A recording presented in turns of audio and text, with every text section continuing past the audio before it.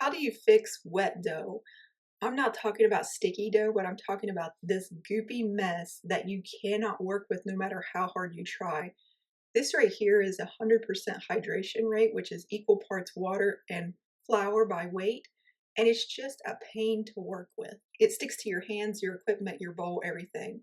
Some people will tell you to wet your hands and then kind of stretch and fold it, but all that does is just add more water to your already overly wet dough. You could add in flour, but they don't tell you exactly how much to add. They give you this range of 1 to 4 cups. So then if you try to add it all in, you end up with an overly dry dough. So what can we do here? The first thing you can do is give it time. Just let it sit for 5 to 10 minutes and then come back and check it. A lot of times time will make it more manageable to work with. However, we've waited 10 minutes. It's still not working. It's still sticking to our hands even when we wet them. So at this time, you're going to need to add in some flour. But how much flour do you want to add in? You add in too much, you're going to end up with a brick loaf. You don't add in enough, it's not going to rise right, and it's going to be wet tasting on the inside. Well, let me show you how to do it. Go ahead and add in just a little bit of flour. The general rule of thumb, for every cup of flour, you're going to add in 1 teaspoon or just 3 grams of flour. If you add too much flour, it'll start soaking up all that water and then just make the loaf really dry in the end. So you want to be really conservative with this flour. Just sprinkle a little bit at a time. We've tried this for 5 minutes, but it's still too sticky, too wet for us. So we're just going to sprinkle on, again, about a teaspoon's worth of flour for every cup of flour. That is 3 grams for every 150 grams. Doesn't seem like a lot, but it will be. Try to put that flour in as best as you can. If you need to, roll it around like I'm doing here. Don't worry that it's making a mess. It's eventually going to start coming back together. Give it another good minute doing this.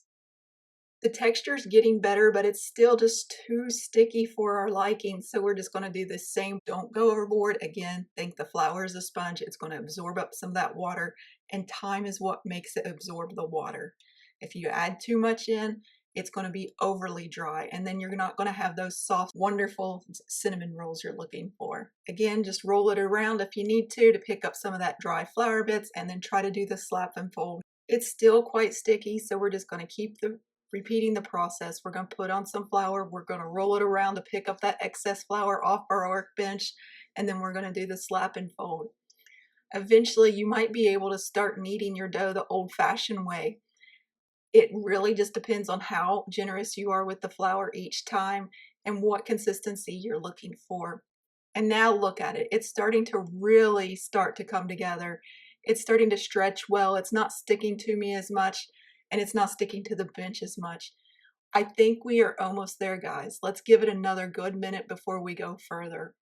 So about a total of 9 minutes have passed now, and now it's really just right where we want it. It's still a sticky dough.